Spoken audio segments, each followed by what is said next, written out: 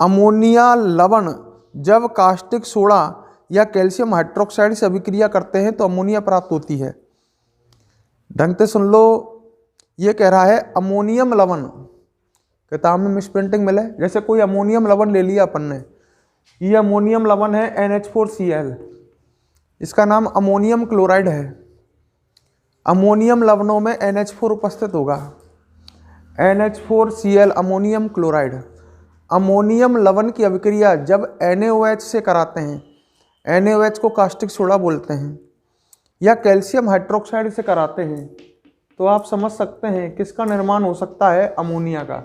NaCl बन जाएगा, सही है, NaCl बन जाएगा, संग में क्या बनेगा, NH3, इधर से NH3, और साथ में क्या बनेगा, H2O। तो ये कहना चाह रहा है अमोनियम लवणों की अभिक्रिया जब हम क्षार NaOH या कैल्शियम हाइड्रोक्साइड से कराते हैं, अगर हम कैल्शियम हाइड्रोक्साइड लेते तो भी बन जाता। मान लो मैंने अमोनियम लवण ले लिया, ढंग से देखो, NH4 का होल ट्वाइस SO4, ये भी एक अमोनियम लवण है, अमोनियम सल्फेट, सही है। और इसकी अभिक्रिया क्षार NaOH से कराओ या क्षार कैल्शियम हाइड्रोक्साइड से कराओ तो भी बन जाएगा, CaSO4 कैल्शियम सल्फेट, और 2 NH4OH बनेंगे का, वे टूट जाएंगे, 2 NH3 और संग में 2 H2O में। इसको हम प्रयोगशाला विधि मानेंगे, इन दोनों को। ये प्रयोगशाला विधि है किसके बनाने की, अमोनिया बनाने की। अमोनिया निर्माण की विधि समझ ले। एक तरीका तो ये हो सके जो ब्लैक बोर्ड पर लिखा हुआ है, आपको करना क्या है, अमोनियम लवण लेना है कोई सा भी, अमोनियम क्लोराइड ले लो, अमोनियम सल्फेट ले लो। अमोनियम लवण की अभिक्रिया क्षार NaOH या कैल्शियम हाइड्रोक्साइड क्षार CaOH का होल ट्वाइस से करानी है, और आपके लिए अमोनिया का क्या हो जाएगा, निर्माण। क्लियर। तो ये हमें किस में लिखनी है, प्रयोगशाला विधि में। आगे क्या कह रहा है, औद्योगिक स्तर पर अमोनिया को हावर प्रक्रम द्वारा बनाया जाता है, ये आप जानते ही हो। हावर प्रक्रम या हावर विधि जो होती है वो अमोनिया निर्माण की औद्योगिक विधि है, याद है का, N2 + 3H2 उत्क्रमणीय अभिक्रिया है, 2NH3 बनता है। टेम्परेचर कितना, 773 केल्विन, दाब कितना, 200 atm, और उत्प्रेरकों की उपस्थिति में N2 और H2 गैस अभिक्रिया करके अमोनिया बनाती हैं। यह अमोनिया निर्माण की कौन सी विधि है, औद्योगिक विधि। इसको हावर प्रक्रम के नाम से जानते हैं।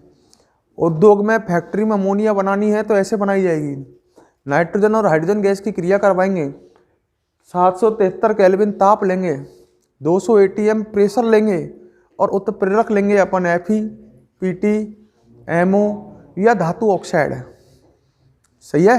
कोई सा भी उत्प्रेरक काम में ले सकते हैं, अमोनिया बन जाएगी। एक बात और सुनो, पेपर में एक क्वेश्चन आया था एक बार, अमोनिया निर्माण के लिए अनुकूल परिस्थितियां बताइए। हावर प्रक्रम द्वारा, ये हावर प्रक्रम ही है, अमोनिया बनानी है, अमोनिया बनाने के लिए अनुकूल परिस्थिति क्या होंगी। अब यही बात है, समझते हैं। लड़का कहता है उच्च ताप, है ना, अनुकूल परिस्थिति, उच्च दाब और उत्प्रेरकों की उपस्थिति, अनुकूल परिस्थिति यही होंगी। पर अब ढंग से सुन लो, अमोनिया निर्माण के लिए अनुकूल परिस्थितियां, नंबर 1, समझ में कोई सब खेल। सबसे पहले ताप की बात करते हैं, है, अरे सही है, हाँ भाई, ताप की बात करते हैं। ताप बढ़ाने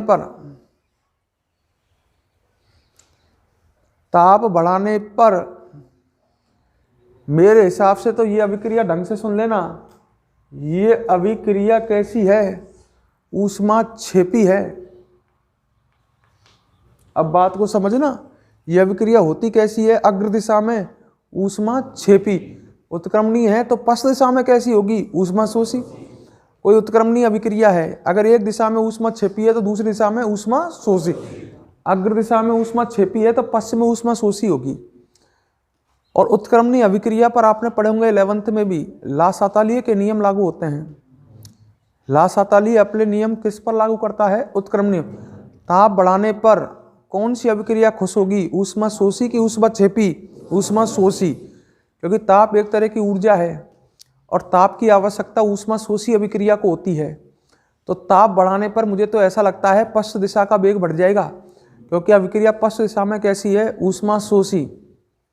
ताप, ऊष्मा, हीट, किसको आवश्यकता है इसकी? ऊष्मा शोषी अभिक्रिया को। तो ताप अगर तुम बढ़ाते हो तो ऊष्मा शोषी अभिक्रिया को ताप की आवश्यकता होती है। ऊष्मा शोषी अभिक्रिया का वेग बढ़ेगा, पश्चिम दिशा में वेग बढ़ेगा। अपन को बनाना क्या है? अमोनिया, ना कि N2 और H2। ताप बढ़ाने पर तो N2 और H2 का निर्माण होगा, क्योंकि पश्चिम दिशा में वेग बढ़ रहा है ना। तो ताप तुझे अमोनिया निर्माण करना है। अमोनिया निर्माण के लिए अनुकूल परिस्थिति बतानी है। ताप उच्च रखोगे कि निम्न? लड़का कहता है मैं लिख देता हूं अनुकूल परिस्थिति होगी निम्न ताप। लड़का कहता है ताप तो तुम 773 केल्विन बता रहे हो, ये निम्न है के साहब? अरे ये निम्न ही है इस अभिक्रिया के लिए। समझो हर बात को। अगर टेम्परेचर हम 773 केल्विन से कम कर लेते हैं तो ये दोनों क्रिया ही नहीं करेंगी। भाई N2 गैस के लिए क्रिया करने के लिए उच्च ताप चाहिए। आपको पहले ही बताया N2 गैस कमरे के ताप पर क्रिया नहीं करती, क्योंकि नाइट्रोजन परमाणु के बीच त्रिबंध होता है। अब अगर टेम्परेचर आपने 773 से केल्विन से कम रख दिया तो N2 के बंध ही नहीं टूटेंगे। बंध नहीं टूटेंगे तो ये आपस में क्रिया ही नहीं करेंगी, अमोनिया बन ही नहीं सकती। तो 773 तो यहाँ पर मिनिमम टेम्परेचर है अभिक्रिया करने के लिए N2 और H2 को। अगर आप टेम्परेचर 773 से ऊपर ले जाते हो तो फिर इनका निर्माण बढ़ जाएगा। 773 से कम टेम्परेचर रखते हैं तो अभिक्रिया ही नहीं होगी। N2 और H2 आपस में क्या नहीं करेंगे? रिएक्शन। बात को समझो। तो मिनिमम टेम्परेचर कितना हो गया इस अभिक्रिया के लिए? 773। हाई टेम्परेचर करेंगे इससे तो फिर N2 और H2 का निर्माण बढ़ जाएगा, क्योंकि अग्र अभिक्रिया कैसी? अग्र तो ऊष्मा छेपी है, पश्च कैसी है? ऊष्मा शोषी। ताप बढ़ाने पर इनका निर्माण बढ़ जाएगा। तो यहाँ इस अभिक्रिया के लिए जो 773 केल्विन ताप है वो निम्न ताप है, क्योंकि 773 केल्विन ताप से कम ताप पर N2 और H2 गैस क्रिया ही नहीं करती हैं। तो इस अभिक्रिया के लिए अनुकूल परिस्थिति बोलेंगे हम निम्न ताप होना चाहिए। अब निम्न ताप को मतलब लड़का कह 10 डिग्री 10 केल्विन कर लो तो रिएक्शन तो होगी ना है। तो 773 ही कैसा ताप माना जाएगा? निम्न ताप। इससे उच्च ताप किया आपने तो फिर अमोनिया निर्माण नहीं होगा। पश्च अभिक्रिया का वेग बढ़ने से N2 और H2 का निर्माण होगा। मिनिमम टेम्परेचर यहाँ पर निम्न ताप जो है यहाँ पर वो 773 केल्विन ही है। दूसरी अनुकूल परिस्थिति, लड़का कहता है उच्च दाब। मैंने कैसे? क्योंकि देखो साहब लासाताली कहता है कि दाब बढ़ाने पर उस दिशा में वेग बढ़ जाता है। लासाताली के नियम बोल रहा हूँ। उत्क्रमणीय अभिक्रिया में अगर हम दाब बढ़ाएं तो उस दिशा में वेग बढ़ जाता है जिधर अणुओं की संख्या क्या होती है? कम। इधर अणु टोटल संख्या में कितने हैं? 4, और इधर अणु कितने हैं? तो उस दिशा में वेग बढ़ जाएगा जिधर अणु कम होते हैं, मतलब अग्र दिशा में क्या बढ़ जाएगा? वेग। जब तो बढ़िया है ना, अग्र दिशा में वेग बढ़ेगा तो अमोनिया निर्माण होगा। तो इस अभिक्रिया के लिए अनुकूल परिस्थिति हो गई उच्च दाब। लासाताली के अकॉर्डिंग चल रहे हैं अपन। और तीसरा तो आपने सही बताया था, उत्प्रेरकों का उपयोग। जो ये उत्प्रेरक काम में लिए थे अपने Fe, PT, MO, ये इस अग्र अभिक्रिया के उत्प्रेरक हैं।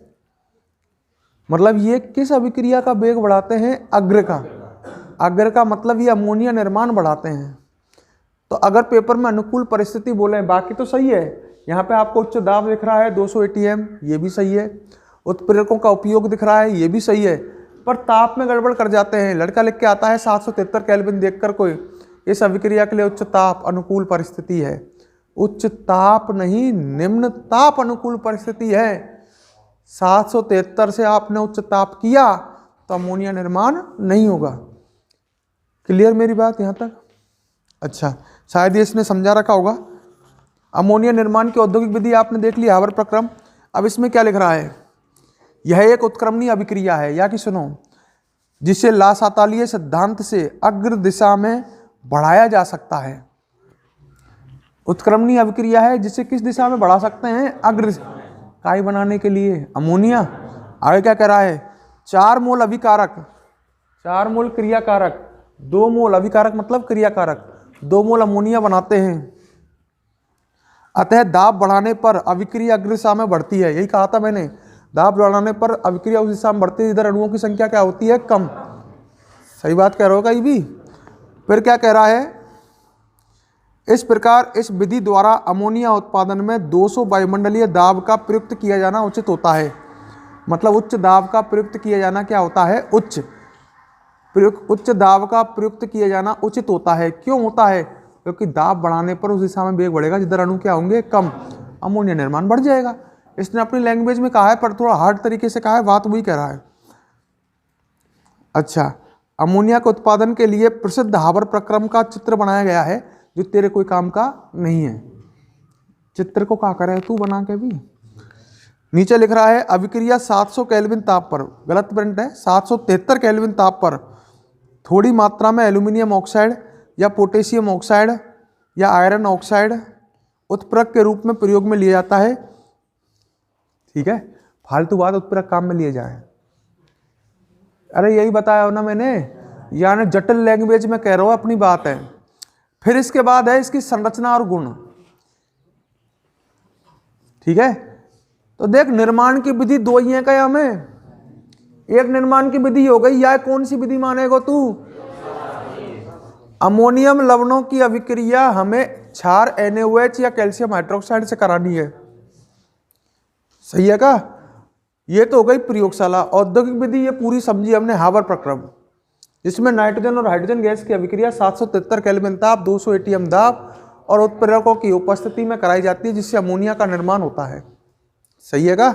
इस अभिक्रिया के लिए अनुकूल परिस्थितियां भी लिख लेंगे नीचे डाल करके। लासाताले के अनुसार इस अभिक्रिया के लिए अनुकूल परिस्थिति निम्न ताप, उच्च दाब और उत्प्रेरकों का उपयोग होता है। सही है का, ताप निम्न लिखना है, उच्च नहीं। इसने ताप का जिक्र नहीं किया है, केवल किसका जिक्र किया है, दाब का। कि लासाताले कहता है कि दाब बढ़ाने पर उस दिशा में वेग बढ़ जाता है जिधर अणु क्या होते हैं, कम।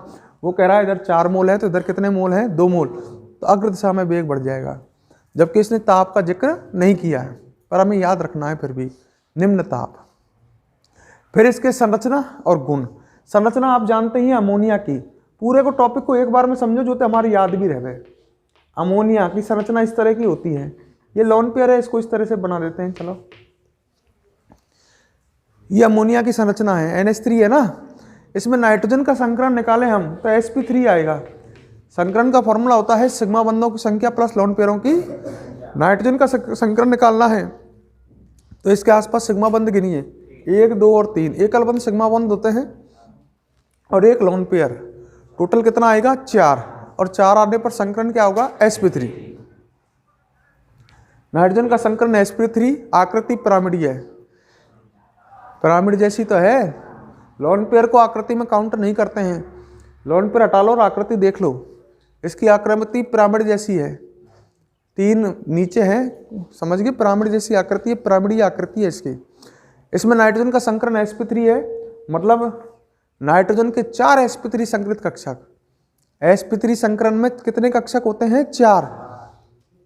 अरे 4 कक्षक में संकरण होगा जब तो sp3 संकरण बोलेंगे, 1 s में और 3 p में। इसमें क्या होता है, नाइट्रोजन के 4 sp3 संकरित कक्षकों में से 3 sp3 संकरित कक्षक तो हाइड्रोजन के साथ सिग्मा बंध बनाए होते हैं। इसकी स्ट्रक्चर में 4 sp3 संकरित कक्षकों में से 3 तो हाइड्रोजन के संग सिग्मा बंध बनाए होते हैं और 1 sp3 संकरित कक्षक में क्या उपस्थित होता है, लोन पेयर। तो टोटल 4 कक्षकों में संकरण होता है, 1 में लोन पेयर होता है और 3 जिन कक्षकों में संकरण होता है sp3, वे कक्षक हाइड्रोजन के संग क्या बनाते हैं, सिग्मा बंध। सही है। नाइट्रोजन का संकरण जब sp3 है तो बंध कोण कितना होना चाहिए, 109 के आसपास, 109 के आसपास, 109 डिग्री के आसपास। पर बंध कोण इसमें 109 डिग्री से कम होगा, क्योंकि लोन पेयर बॉन्ड पेयर प्रतिकर्षण के कारण, जो कि स्ट्रॉन्ग प्रतिकर्षण है, लोन पेयर प्रतिकर्षण सबसे अधिक होता है, उससे कम प्रतिकर्षण होता है लोन पेयर बॉन्ड पेयर, और सबसे कम होता है बॉन्ड पेयर। ये बॉन्ड पेयर है बंध के इलेक्ट्रॉन युग्म, ये लोन पेयर है ठाली इलेक्ट्रॉन युग्म। तो यहाँ पर लोन पेयर बॉन्ड पेयर के मध्य प्रतिकर्षण होगा, जिसके कारण बंधों के बीच के कोण का मान 109 डिग्री से क्या आएगा, कम। अगर लोन पेयर नहीं होता जब तो बंद कोण कितना आता, लगभग 109। पर इसमें लोन पेयर क्या करता है, इन बॉन्ड पेयरों को, ये इलेक्ट्रॉन है, इस बंद में भी इलेक्ट्रॉन है, तो लोन पेयर इन बॉन्ड पेयरों को प्रतिकर्षित करेगा, जिससे ये बंद पास पास आएंगे और बंद कोण 109 डिग्री 28 मिनट से क्या रह जाएगा, कम। और इसमें बंद कोण लिख नहीं रहा है, अब ना लिख रहा तो बुलंद है। अब इसमें क्या लिख रहा है, ये तो मैंने मेरे हिसाब समझाया हो। अब किताब की भाषा सुन लो। संरचना में अमोनिया में नाइट्रोजन परमाणु sp3 संकरित अवस्था में होता है। सही बात है का, नाइट्रोजन परमाणु को संकरण का हो sp3, जहां 3 sp3 संकरित कक्षक 3 हाइड्रोजन परमाणु के साथ सिग्मा बंध बना लेते हैं। 3 sp3 संकरित कक्षक 3 हाइड्रोजन परमाणु के संग क्या बना लेते हैं, सिग्मा बंध, तथा एक sp3 संकरित कक्षक में एकाकी इलेक्ट्रॉन युग्म उपस्थित होता है। एकाकी इलेक्ट्रॉन युग्म मतलब लोन पेयर। अच्छा, आगे इसकी स्ट्रक्चर बना रखी है, ये वाली जो मैंने बना रखी है। अब आगे सुनो, अमोनिया एक तीखी गंध युक्त रंगहीन गैस है। रंग तो होता नहीं है, पर इसकी गंध कैसी होती है, तीखी। आपने इसकी गंध महसूस की होगी। अभी किताब में एक बार, एक स्टार्टिंग में जब मैं इसको समझा रहा था अमोनिया को, तो एक बात लिख रही थी कि जो मनुष्य है या जीव जंतु हैं, उनके मूत्र में यूरिया का वो उत्सर्जन करते हैं, और यूरिया के जल अपघटन से क्या बनती है, अमोनिया। तो आपने सार्वजनिक जो मूत्रालय वगैरह होते हैं वहाँ पर एक तीखी सी गंध महसूस की होगी। वो तीखी सी गंध जो आती है वो किसकी होती है, अमोनिया की, क्योंकि जीव जंतुओं के मूत्र द्वारा यूरिया का उत्सर्जन किया जाता है और यूरिया जल अपघटित होकर के अमोनिया का निर्माण करता है। तो वहाँ पर अमोनिया गैस अधिक मात्रा में मिलती है, उसके कारण उसकी एक तीखी सी गंध हमें महसूस होती है। सार्वजनिक मूत्रालय के लिए ज़्यादा दूर जाने की जरूरत नहीं है, पड़ोस में ही आवे, खूब दुर्गंध मारे बाकी काई की, अमोनिया की। तो मेरी बात याद रखना, अमोनिया गैस रंगहीन गैस है और कैसी गैस है, तीखी गंध वाली। तीखी मतलब समझ गए ना। अच्छा देख ले बात, इसका हिमांक और क्वथनांक दे रखा है, पर इन्हें याद मत करना क्योंकि ये डाटा कभी भी कोई काम नहीं आते हैं। जैसे इसने इसका हिमांक दे रखा है 198.4 केल्विन, मतलब इतने ताप पर ये अमोनिया गैस क्या हो जाती है, जम जाती है। और इसका क्वथनांक दे रखा है 239.7 केल्विन।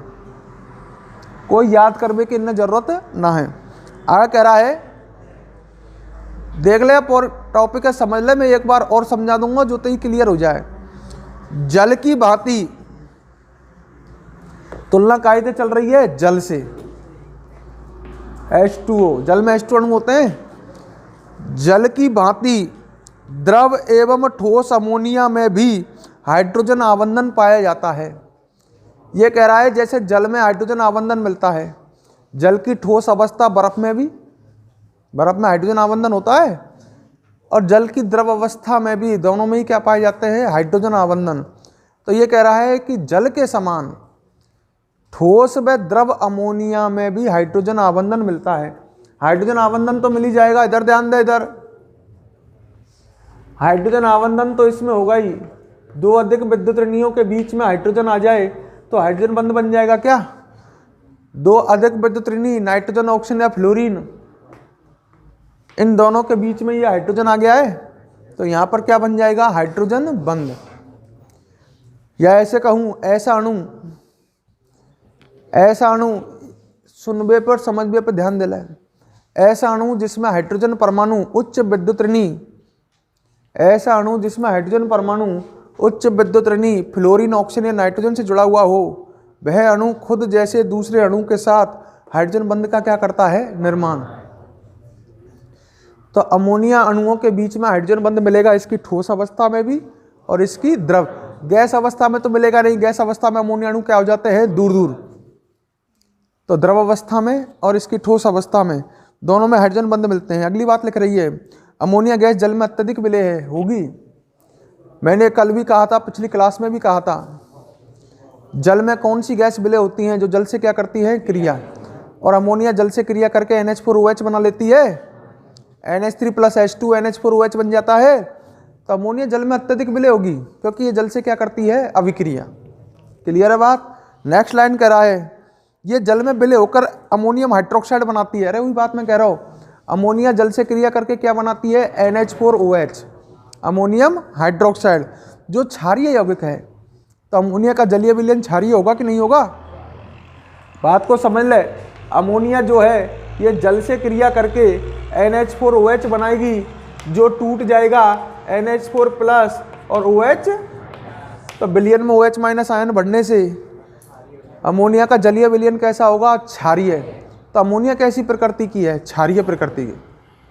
अरे अम्ल का जलीय विलयन कैसा होता है? अम्लीय। और क्षार का जलीय विलयन कैसा होता है? क्षारीय। अमोनिया को जल में डालेंगे तो जल में OH माइनस आयन बढ़ जाएंगे विलयन में, तो अमोनिया एक क्षारीय प्रकृति की गैस है। अमोनिया की प्रकृति कैसी है? क्षारीय है।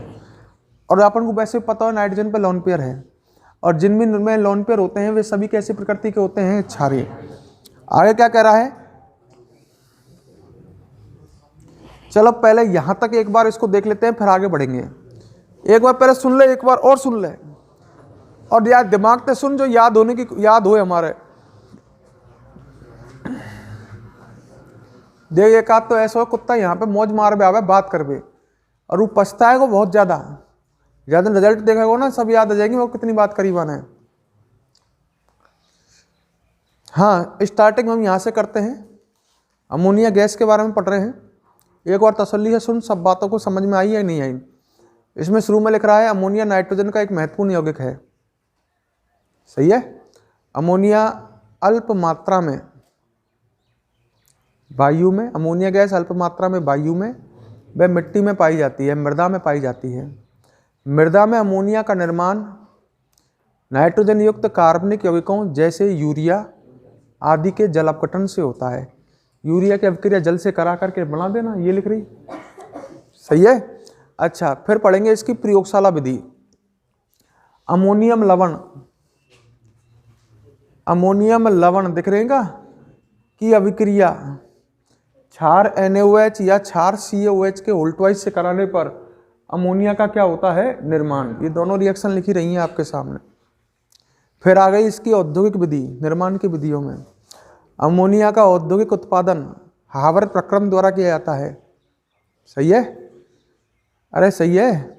इस प्रक्रम में नाइट्रोजन और हाइड्रोजन गैस की अभिक्रिया अत्यधिक उच्च ताप 773 केल्विन ताप व 200 ATM दाब तथा उत्प्रेरकों की उपस्थिति में कराई जाती है, जिससे अमोनिया का निर्माण होता है। क्लियर। अमोनिया निर्माण के लिए अनुकूल परिस्थितियां। नंबर 1, ताप कैसा होना चाहिए? लासातालिये के अनुसार नंबर 1 ताप कैसा होना चाहिए? निम्न। कारण बताया था।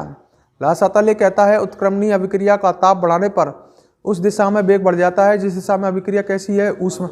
सिंपल भाषा में कहूँ, ऊष्मा शोषी अभिक्रिया का वेग बढ़ जाता है। अगर अभिक्रिया ऊष्मा क्षेपी है, पश्च ऊष्मा शोषी है, तो ताप बढ़ाने पर ऊष्मा शोषी का वेग बढ़ेगा, मतलब अमोनिया निर्माण घटेगी। हम अमोनिया निर्माण के लिए अनुकूल परिस्थितियां पढ़ रहे हैं, प्रतिकूल नहीं। अनुकूल परिस्थिति तो होगी क्या फिर? निम्न ताप और उच्च दाब। लासातालिये कहता है दाब बढ़ाने पर उत्क्रमणीय अभिक्रिया में उस दिशा में वेग बढ़ जाता है जिधर अणु क्या होते हैं? कम। तो दाब बढ़ाने पर अमोनिया निर्माण बढ़ जाएगा। अनुकूल परिस्थिति होगी उच्च दाब और उत्प्रेरकों का उपयोग। उत्प्रेरक अपने साथ बहुत सारे हैं इस अभिक्रिया के लिए। अच्छा, उसके बाद अपन इसकी संरचना पर आए थे। संरचना आपको दिख रही है। अमोनिया में नाइट्रोजन परमाणु का, अमोनिया अणु में नाइट्रोजन परमाणु का संकरण क्या होता है? sp3। सही है। नाइट्रोजन परमाणु के 3 sp3 संकरित कक्षक 3 हाइड्रोजन परमाणुओं के साथ सिग्मा बंध बना लेते हैं। वह एक sp3 संकरित कक्षक में क्या उपस्थित होता है? Lone pair. सही है। एक लाइन और लिखना चाहो तो लिख लेना। NH3 अणु में बंध कोण 109 डिग्री 28 मिनट से क्या होता है? कम। वैसे 107 के आसपास होता है, पर 109 डिग्री 28 मिनट से क्या होता है? कम होता है। इतना याद रख लेना। ये इसकी संरचना में आ गई बात। अरे सही है ना। फिर मैंने कहा था, बात को सुनते चलो, अमोनिया गैस रंगहीन और तीखी गंध वाली गैस है। यही बात कही का? रंगहीन और कैसी गंध वाली गैस है? तीखी। अमोनिया गैस जल में अत्यधिक विलय होती है क्योंकि यह जल से अभिक्रिया करके क्षार NH4OH बनाती है। NH4OH क्षार बनाती है, अतः अमोनिया का जलीय विलयन कैसी प्रकृति का होता है? क्षारीय। यहीं तक बताया होगा मैंने, तो यह लिख सके और याद कर सके। लिखते अब चलो।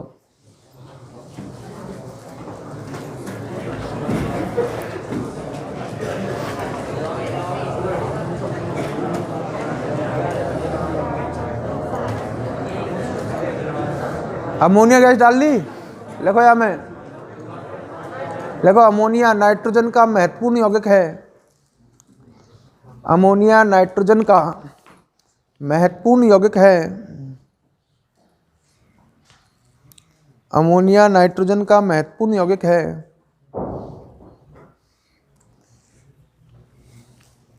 नाइट्रोजन का महत्वपूर्ण यौगिक है। लिख लिया? आगे लिखो इसमें, लिखो अमोनिया गैस, अमोनिया गैस अल्प मात्रा में, अल्प मात्रा में वायु व मृदा, अल्प मात्रा में वायु व मृदा में पाई जाती है। वायु व मृदा में पाई जाती है, मतलब वायु में मिलती है और मृदा में। आगे लिखो मृदा में, मृदा में अमोनिया गैस का निर्माण, मृदा में अमोनिया गैस का निर्माण, अमोनिया गैस का निर्माण नाइट्रोजन युक्त कार्बनिक यौगिकों, नाइट्रोजन युक्त कार्बनिक यौगिकों, नाइट्रोजन युक्त कार्बनिक यौगिकों जैसे यूरिया के जलावकटन से होता है, यूरिया के जलावकटन से होता है।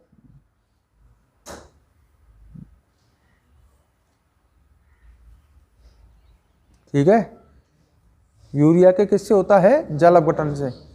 अब नीचे हेडिंग डालो, अमोनिया निर्माण की विधियां, अमोनिया निर्माण की विधियां,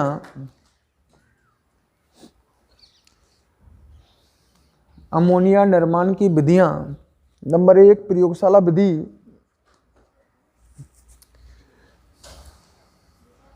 अमोनिया निर्माण की विधियां। नंबर 1 डाल लो प्रयोगशाला विधि। ठीक है, लिखो इसमें अमोनियम लवण,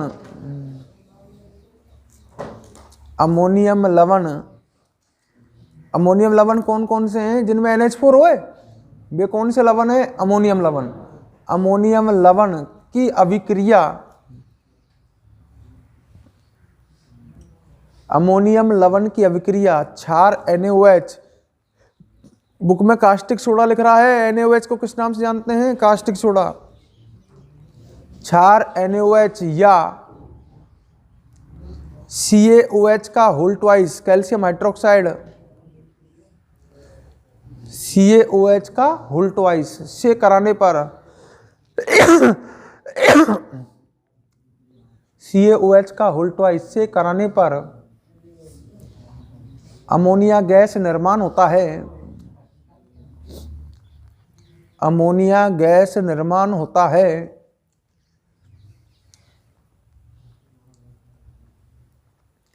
हाँ भाई, यह गोला से मैंने 2 रिएक्शन लिख रही हैं, पहले सुन लो। एक NH4Cl की अभिक्रिया NaOH से लिख रही है, पहले ब्लैक बोर्ड पर देख।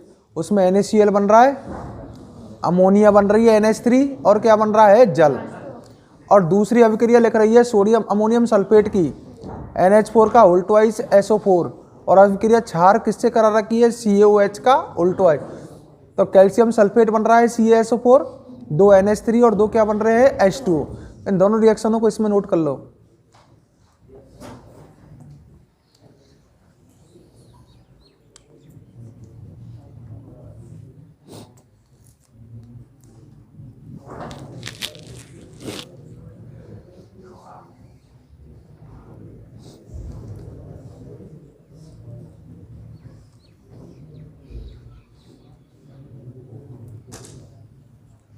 सर्दी बढ़ गई का कचू?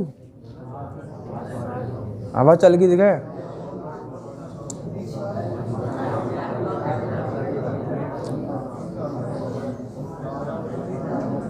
हाँ, ऐसे मुद्दान पे कितने की बात करवा लो।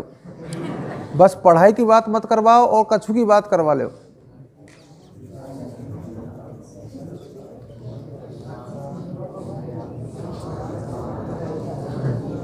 लिख लिया? नीचे डालो नंबर 2 औद्योगिक विधि। हाँ, बात में फुर्सत मिल जाए तो लिख लेगो।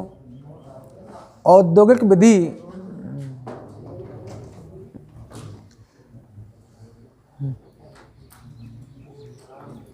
डाल दी औद्योगिक विधि। एक बात बताओ, अमोनिया के निर्माण की औद्योगिक विधि कौन सी है? हावर प्रक्रम। ये इंपॉर्टेंट है, आप स्टार लगा लेना। ठीक है, देखो अमोनिया का औद्योगिक उत्पादन, अमोनिया का औद्योगिक उत्पादन हावर प्रक्रम द्वारा किया जाता है। हावर प्रक्रम द्वारा किया जाता है। हावर प्रक्रम, आगे लिखो, इस प्रक्रम में, इस प्रक्रम में नाइट्रोजन गैस व हाइड्रोजन गैस की अभिक्रिया, नाइट्रोजन गैस व हाइड्रोजन गैस की अभिक्रिया 773 केल्विन ताप, 773 केल्विन ताप व 200 एटीएम दाब, 773 केल्विन ताप 200 एटीएम दाब व उत्प्रेरकों की उपस्थिति में कराई जाती है। व उत्प्रेरकों जैसे, ऐसे लिख लो, व उत्प्रेरकों जैसे, कई सारे बताएगा, Fe, Fe, MO, PT, K2O, धातु ऑक्साइड है K2O, K2O, Al2O3 आदि की उपस्थिति में कराई जाती है, आदि की उपस्थिति में कराई जाती है। अब एक काम करें, ये रिएक्शन लिख रहिएगा या छेपी वेपी है तो लिखो मत, पहले सुन ले। ऐसे लिखना, N2 + 3H2 उत्क्रमणीय का चिन्ह 2NH3, 773 केल्विन ताप, 200 एटीएम दाब, और संग में यहाँ वाले क्या भी लिख लेना, उत्प्रेरक। ठीक है, इस रिएक्शन को लिख लो, N2 + 3H2 वाली, N2 + 3H2 उत्क्रमणीय का चिन्ह 2NH3,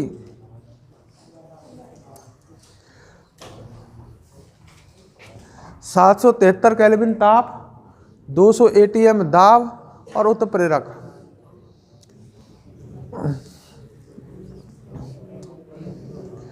नीचे इसमें लिखो,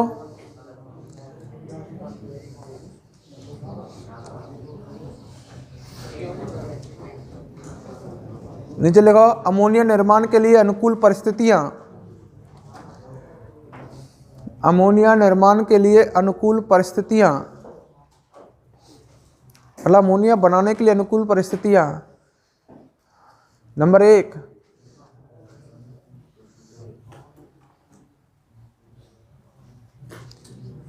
निम्न ताप,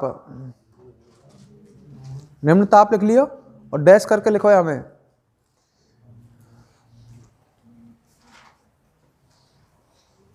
लिख लियो, निम्न ताप लिख लियो ना, डैश करके लिखो। देखो यह अभिक्रिया, अभिक्रिया समझ गए होंगे मैं कौन सी की बात कर रहा हूं। यह अभिक्रिया अग्र दिशा में ऊष्मा छेपी व पश्च दिशा में ऊष्मा शोषी होती है। अग्र दिशा में ऊष्मा छेपी व पश्च दिशा में ऊष्मा शोषी होती है। पश्च दिशा में ऊष्मा शोषी होती है। आगे लिखो, ला सातालीय के अनुसार, ला सातालीय के अनुसार ताप में वृद्धि करने पर, ताप में वृद्धि करने पर ऊष्माक्षेपी अभिक्रिया के वेग में कमी आ जाती है। ताप में वृद्धि करने पर ऊष्माक्षेपी अभिक्रिया के वेग में कमी आ जाती है। ऊष्माशोषी अभिक्रिया को वेग तो बढ़े पर ऊष्माक्षेपी को वेग घट जाए, तो ताप में वृद्धि करने पर ऊष्माक्षेपी अभिक्रिया के वेग में क्या आ जाती है? कमी। अतः अमोनिया निर्माण के लिए अनुकूल परिस्थिति निम्न ताप अमोनिया निर्माण के लिए अनुकूल परिस्थिति निम्न ताप है, जो इस अभिक्रिया के लिए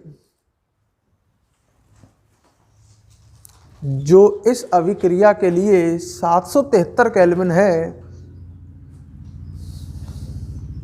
जो इस अभिक्रिया के लिए 773 केल्विन है।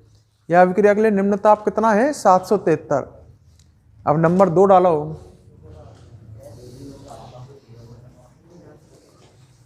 नंबर 2 उच्च दाब। नंबर 2 उच्च दाब। लिख लिया? लगो इसमें, लिखो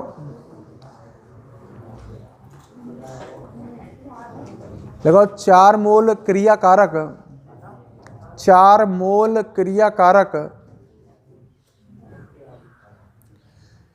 4 मोल क्रियाकारक 2 मोल अमोनिया अणु का निर्माण करते हैं। 2 मोल अमोनिया अणु का निर्माण करते हैं। ये रिएक्शन में देख सकते हो आप। 2 मोल अमोनिया अणु का निर्माण करते हैं। आगे लिखो लासातालिये के अनुसार लासातालिये के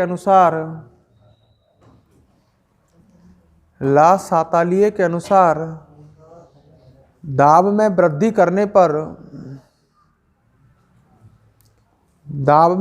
करने पर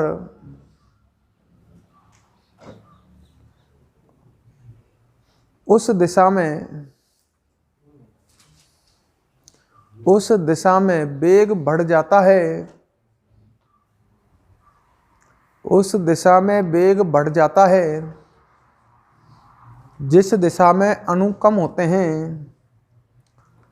जिस दिशा में अणु कम होते हैं। अतः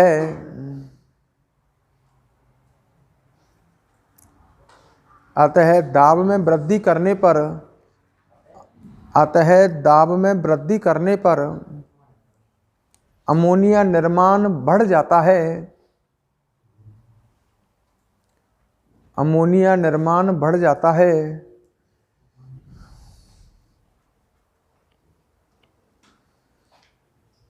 ठीक है, और लिख लो। इसलिए अमोनिया निर्माण के लिए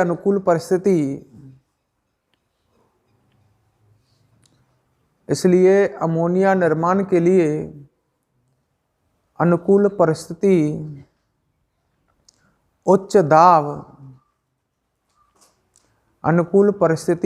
दाब कोष्टक में लिख लेना 200 ATM।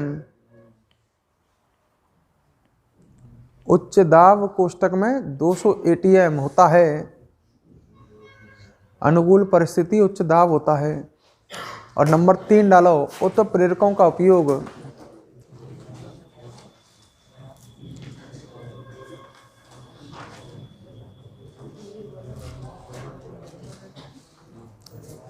उत्प्रेरकों का उपयोग लिखो इसमें हावर प्रक्रम में उत्प्रेरकों का उपयोग लिखो इसमें हावर प्रक्रम में प्रयुक्त किए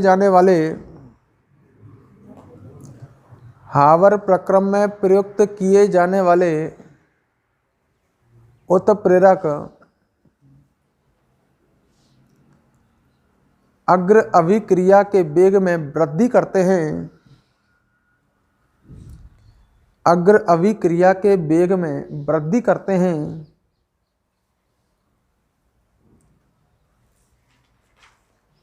अतः अमोनिया निर्माण के लिए हावर प्रक्रम में अतः अमोनिया निर्माण के लिए हावर प्रक्रम में उत्प्रेरकों का प्रयोग किया जाना चाहिए। उत्प्रेरकों का प्रयोग किया जाना चाहिए।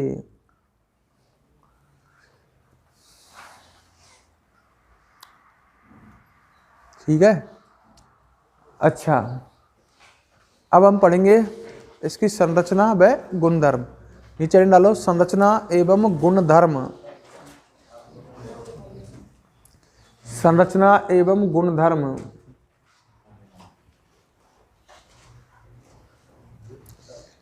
एक काम करो, ये संरचना बन रही है ना जैसे मैंने बना रखी है, एन से 3 एच जोड़ रखे हैं ऊपर लोन पेयर।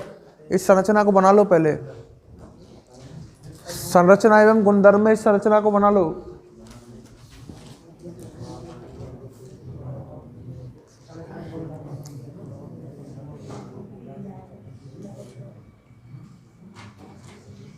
लिखो इसमें, लिखो अमोनिया अणु में, अमोनिया अणु में नाइट्रोजन परमाणु का संकरण, अमोनिया अणु में नाइट्रोजन परमाणु का संकरण sp3 होता है। नाइट्रोजन परमाणु का संकरण sp3 होता है। ठीक है, आगे लिखो 3 sp3 संकृत कक्षक, 3 sp3 संकृत कक्षक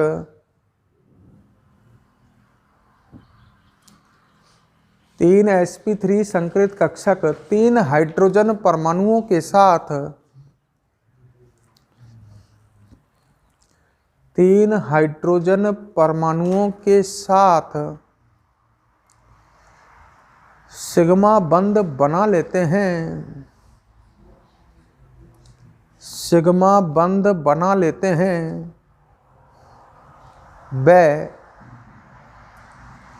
सिग्मा बंध बना लेते हैं। वे एक sp3 संकृत कक्षक में, एक sp3 संकृत कक्षक में लोन पेयर उपस्थित होता है।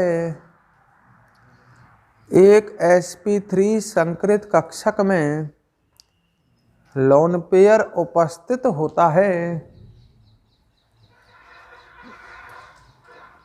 ठीक है, और आगे लिख लो इसमें नीचे लिखो अमोनिया गैस रंगहीन, रंगहीन व तीखी गंध वाली गैस है। रंगहीन व तीखी गंध वाली गैस है। तीखी गंध वाली गैस है। हाँ भाई, एक बात और लिखा देता हूँ, सुन लो पहले। जल के समान अमोनिया में द्रव व ठोस अवस्था में क्या पाया जाता है? हाइड्रोजन आवन। लिख लो यार भी, जल के समान, जल के समान, जल के समान अमोनिया में, अमोनिया में द्रव व ठोस अवस्था में, द्रव व ठोस अवस्था में हाइड्रोजन आबंधन मिलता है। हाइड्रोजन आबंधन मिलता है। द्रव व ठोस अवस्था में हाइड्रोजन आबंधन मिलता है। आगे लिखो, अमोनिया गैस जल में, अमोनिया गैस जल में अत्यधिक विलय होती है।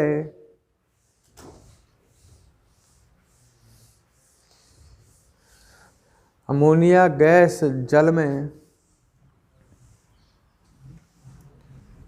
अत्यधिक विलय होती है। क्योंकि यह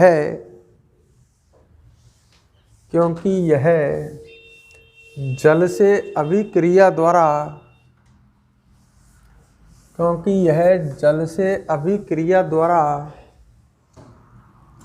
क्षार NH4OH क्षार अमोनियम हाइड्रोक्साइड बनाती है।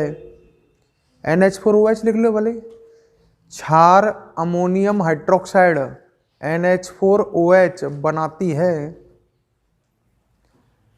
ठीक है, और लिख लो, अतः अमोनिया का जलीय विलयन क्षारीय प्रकृति का होता है। अमोनिया का जलीय विलयन क्षारीय प्रकृति का होता है।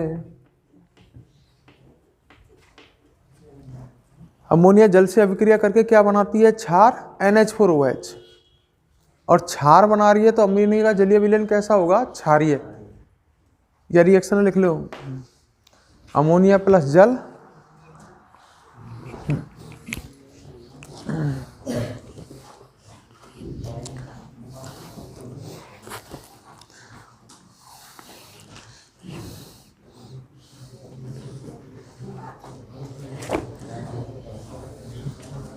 हाँ भाई, अमोनिया का जलीय विलयन कैसी प्रकृति का होगा? क्षारीय।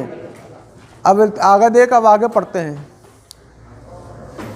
बिल्कुल चुप हो पहले। अमोनिया जल से क्रिया करके क्या बनाती है? क्षार NH। इधर देख, इधर।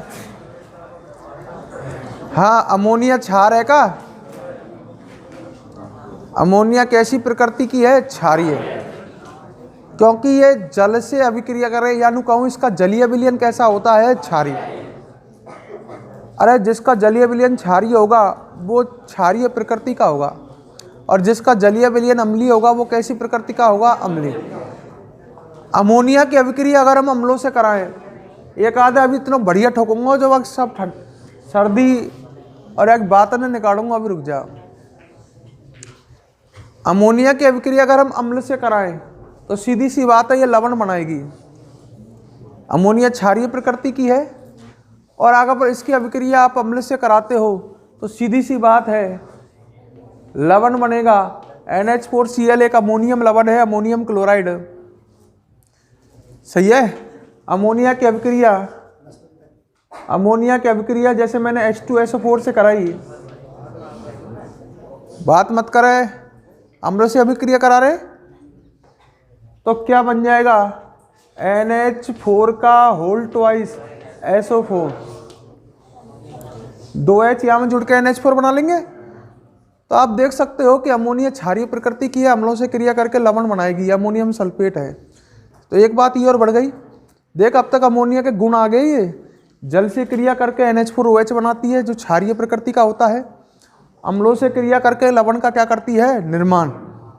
रिएक्शन चालू होगी क्या? एक तरह से आगे क्या लिख रहा है? यह दुर्बल क्षार, सुनियो यह बात है, यह दुर्बल क्षार के रूप में, दुर्बल क्षार तो ये है ही है, अपन को पता ही है, प्रबल क्षार तो है ही नहीं। प्रबल क्षार तो NaOH KOH वगैरह होते हैं। अमोनिया क्षारीय प्रकृति की है, दुर्बल क्षार है। यह दुर्बल क्षार के रूप में धातु लवणों को उनके हाइड्रोक्साइड में अवक्षेपित कर देती है। ये सबसे कठिन रिएक्शन है यहाँ की। मतलब सिंपल भाषा में कहूँ तो ये कह रही है कि ये धातु लवणों को उनके हाइड्रोक्साइड के रूप में क्या कर देती है? अवक्षेपित। देख इधर, देख इधर, बात सुनियो।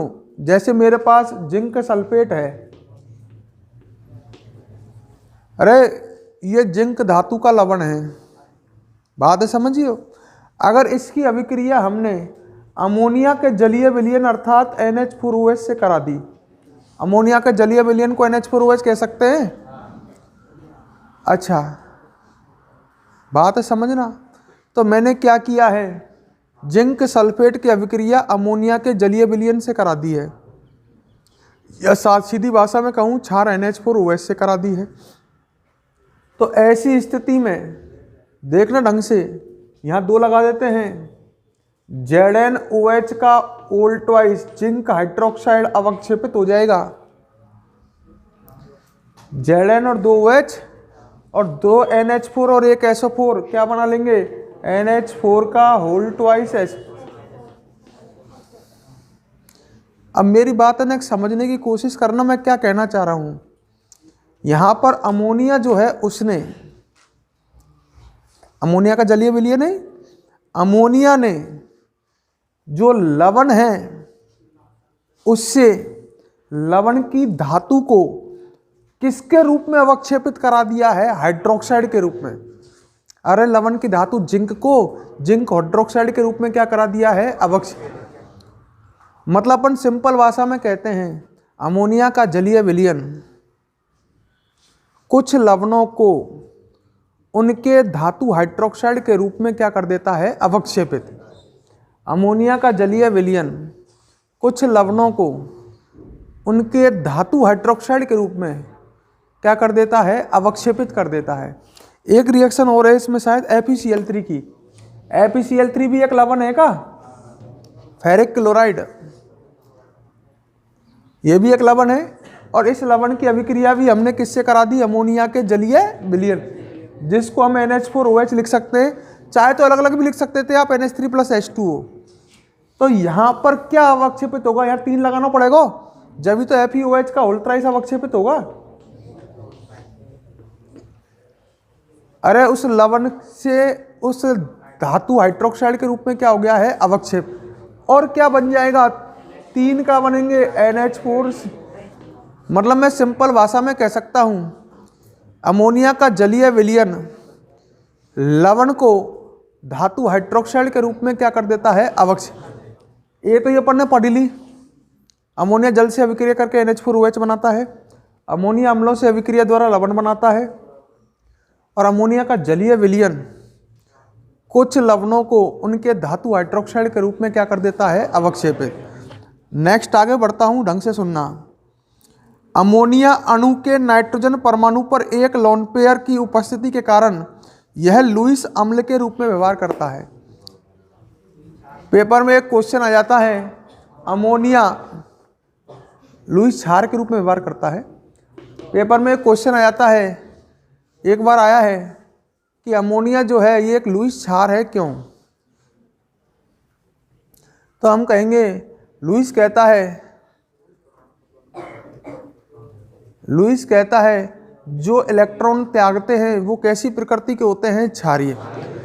अमोनिया अणु में नाइट्रोजन परमाणु पर एक लोन पेयर उपस्थित होने के कारण यह लुईस क्षार की तरह व्यवहार करता है।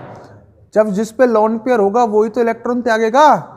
अरे जिनमें लोन पेयर होता है वो कैसे होते हैं? लुईस क्षार। वो इलेक्ट्रॉन त्यागने का गुण रखते हैं। तो पेपर में क्वेश्चन आ जाए अमोनिया एक लुईस क्षार है, क्यों? तो आप कहोगे अमोनिया अणु में नाइट्रोजन परमाणु के पास एक लोन पेयर उपस्थित होने के कारण यह लुईस क्षार की तरह व्यवहार करता है। अच्छा, अगला है, इसमें क्या लिख रहा है? आगे कह रहा है इस लोन पेयर के कारण यह धातु आयनों के साथ संकुल यौगिक बनाती है। तुमने संकुल यौगिक पढ़े होंगे, वहां एमीन लिगेंड पढ़ा होगा। अमोनिया लिगेंड का काम करती है ना, तो ये यही बात कहना चाहता है, इस लोन पेयर के कारण यह लिगेंड का काम करता है अमोनिया अणु। अरे लिगेंड वे होते हैं दाता, भूल गया हो तो याद दिलाता हूं, संकुल यौगिकों में लिगेंड दाता की भूमिका में होते हैं, और दाता वे होते हैं जो इलेक्ट्रॉन त्यागते हैं। तो लिगेंड लुईस क्षार ही तो होता है। अरे इलेक्ट्रॉन देने वाला ही तो दाता होता है। अब नाइट्रोजन पे अगर लोन पेयर नहीं होते तो क्या नाइट्रोजन उपसहसक बंध बना सकता है क्या? तो इस अमोनिया में नाइट्रोजन पर लोन पेयर होने के कारण ये संकुल यौगिकों में किसकी भूमिका में है? एक तरह से लिगेंड की। लिगेंड दाता होता है। दाता वो होता है जिसपे इलेक्ट्रॉन होते हैं, जो इलेक्ट्रॉन दे सकता है। और अमोनिया में नाइट्रोजन परमाणु पर लोन पेयर होने के कारण यह संकुल यौगिकों में किसकी भूमिका निभाता है? लिगेंड की। वहां तुमने खूब पढ़ा होगा उदासीन लिगेंड एमीन, पढ़ा होगा। बात को समझो इसकी, ये क्या कहना चाह रहा है।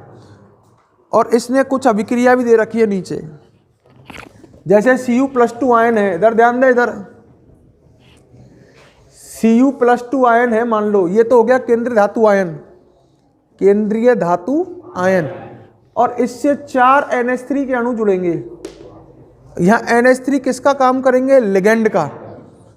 संकुल यौगिक बनेगा, संकुल यौगिक बनेगा Cu, ये केंद्रीय धातु आयन, और इससे कितने NH3 जुड़ जाएंगे? 4। किसके रूप में जुड़ेंगे? ये लिगेंडों के रूप में। और पूरे पर आवेश ऊपर कितना आएगा? +2 है। मैं Ag+ लेता, Ag+ मान ले केंद्र धातु आयन है। Ag से कितने अमोनिया जुड़ेंगे? 3। अरे Ag के लिए उपसहसंयोजन संख्या का मान कितना आता है? 2। Ag के लिए 2 और कॉपर के लिए कितना आता है? 4। कॉपर के लिए उपसहसंयोजन संख्या 4 आती है और Ag के लिए कितनी आती है? 2 आती है। तो Ag से जोड़ेगा तो 2 NH3 क्या बना के जुड़ेंगे? ये उपसहसंयोजक बंध। आवेश कितना आएगा? +1। Zn के लिए लिख सकता है ऐसे ही। इसमें किस किस के लिए लिख रही है? Cu और Ag के लिए लिख रही है। इनको लिख लेना, याद रख लेना। अब इसके उपयोग बचे हमें लास्ट में, सही है का? उपयोग देख लो। अमोनिया अनेक नाइट्रोजनी उर्वरकों, नाइट्रोजनी उर्वरक जाने जिनमें नाइट्रोजन हुए, जैसे यूरिया उर्वरक भी है और नाइट्रोजन युक्त उर्वरक है। तो अमोनिया अनेक नाइट्रोजनी उर्वरक जैसे अमोनियम नाइट्रेट, ये सब उर्वरक है, urea, ammonium phosphate, ammonium sulphate बनाने में काम आता है। अरे अमोनिया से तो अमोनियम सल्फेट बनेगा नालायक। अमोनिया की अभिक्रिया नाइट्रिक अम्ल से करा दूं तो अमोनियम नाइट्रेट बन जाएगा। ये सब क्या है? उर्वरक हैं। और इनका उपयोग इनको बनाया किससे जाता है? अमोनिया से। तो अमोनिया का उपयोग अनेक नाइट्रोजनी उर्वरक बनाने में किया जाता है। एक आध का नाम लिख लेना, urea, ammonium sulphate, ammonium nitrate आदि। नेक्स्ट क्या कह रहा है?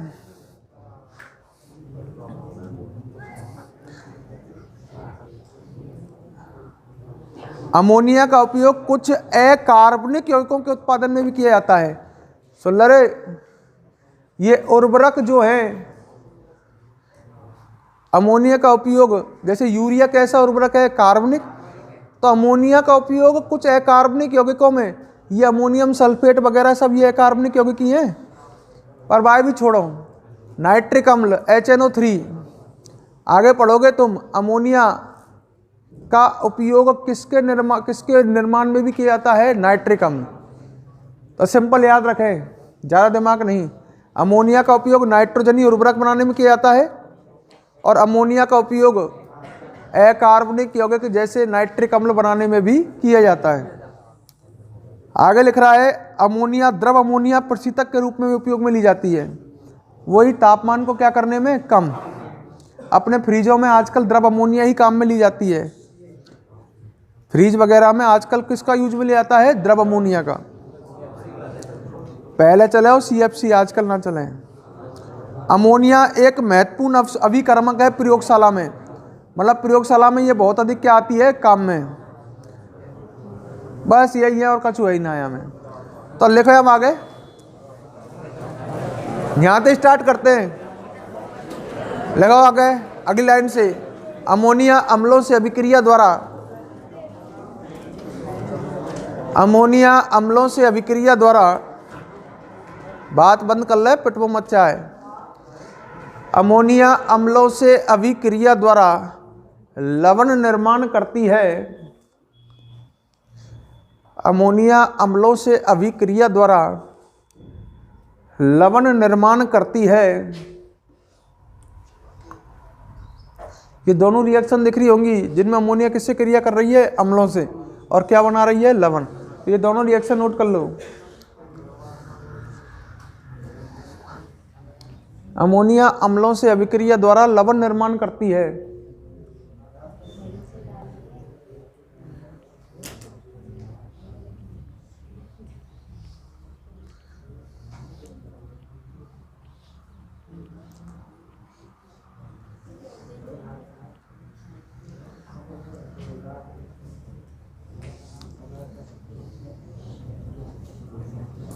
लिख लिया?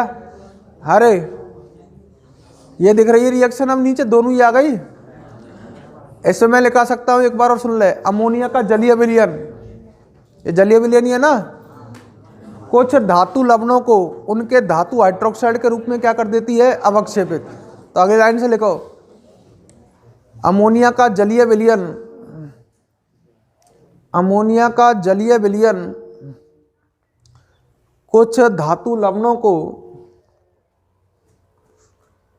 कुछ धातु लवणों को, अमोनिया का जलीय विलयन कुछ धातु लवणों को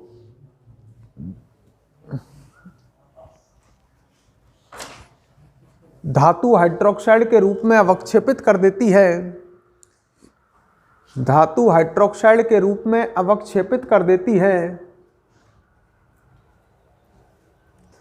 ये दोनों रिएक्शन नोट कर लो नीचे की।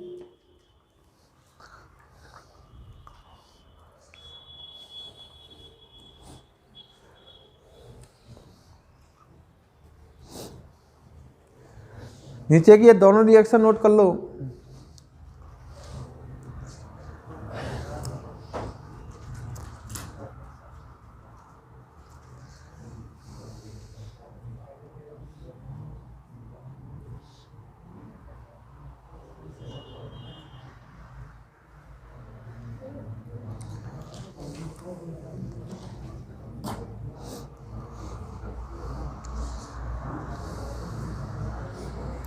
हाँ भाई,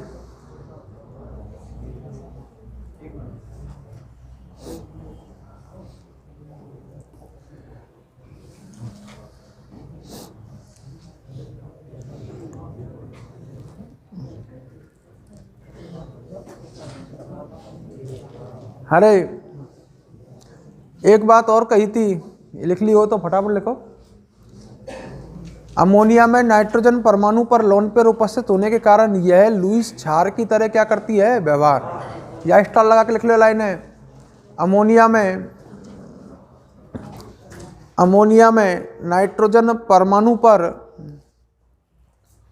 अमोनिया में नाइट्रोजन परमाणु पर लोन पेयर उपस्थित होने के कारण, लोन पेयर उपस्थित होने के कारण यह लुईस क्षार की तरह व्यवहार करती है। लोन पेयर उपस्थित होने के कारण यह लुईस क्षार की तरह व्यवहार करती है।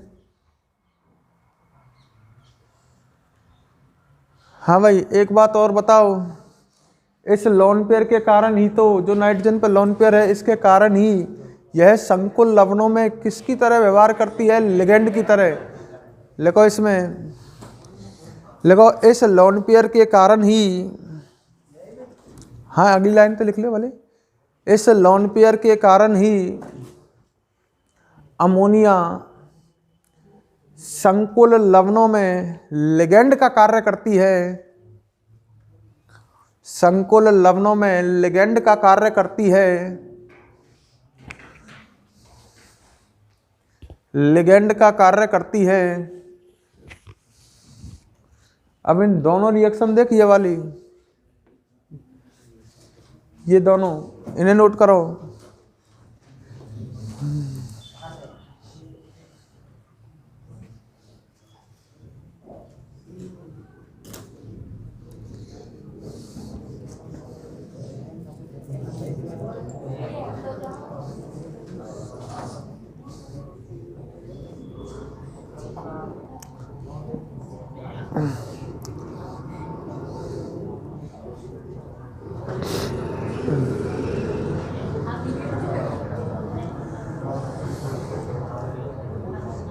इन रिएक्शनों में अमोनिया किसका कार्य कर रही है, लिगेंड का।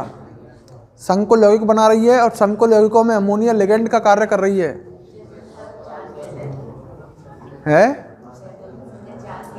अरे उपसेचन संख्या क्या होती है, केंद्रीय धातु से जुड़े उपसेचक बंधों की संख्या। अब NH3 4 बंध बना रही है तो 4 उपसेचक बंध होंगे। कॉपर के संकुल यौगिकों में कॉपर की उपसेचन संख्या कितनी होती है, 4 ही होती है, तो 4 ही लेने पड़ेंगे। जिंक के यौगिकों में जिंक की कितनी होती है, 4। Ag के यौगिकों में Ag की कितनी होती है, 2। अरे आगे डालो, अमोनिया के उपयोग, अमोनिया के उपयोग, बात बंद करे, अमोनिया के उपयोग, डाल दियो नंबर 1। देखो अमोनिया का उपयोग नाइट्रोजनी उर्वरक, नाइट्रोजनी उर्वरक,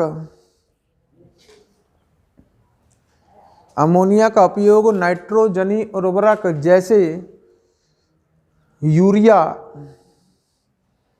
जैसे यूरिया, अमोनियम सल्फेट, नाइट्रोजनी उर्वरक जैसे urea, ammonium sulphate, ammonium nitrate आदि निर्माण में किया जाता है। अमोनिया का उपयोग नाइट्रोजनी उर्वरक जैसे ammonium sulphate, urea, ammonium nitrate आदि निर्माण में किया जाता है। ठीक है, नंबर 2 डाल लो। अमोनिया का उपयोग कई महत्वपूर्ण अकार्बनिक यौगिक, अमोनिया का उपयोग कई महत्वपूर्ण अकार्बनिक यौगिक,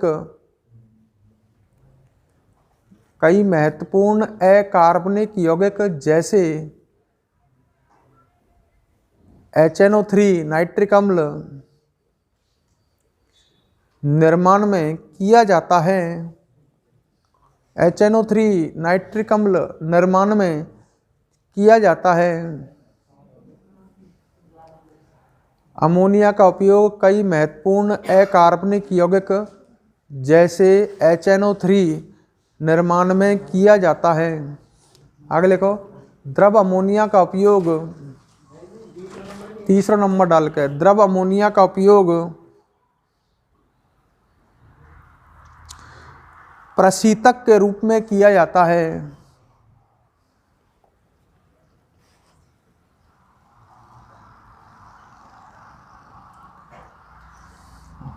प्रशीतक के रूप में किया जाता है। और नंबर 4 डालो, अमोनिया का उपयोग प्रयोगशाला में,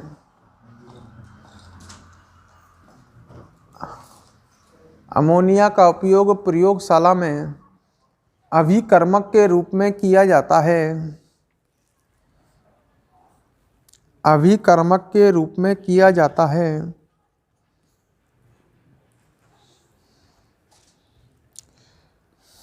ठीक है, तो ये हमने क्या पढ़ा है, अमोनिया। अब हम पढ़ेंगे नाइट्रिक अम्ल। अगले हेडिंग डालो, नाइट्रिक अम्ल कोष्टक में फॉर्मूला HNO3, नाइट्रिक अम्ल कोष्टक में डाल लो HNO3। अब नेक्स्ट क्लास में देख लेना।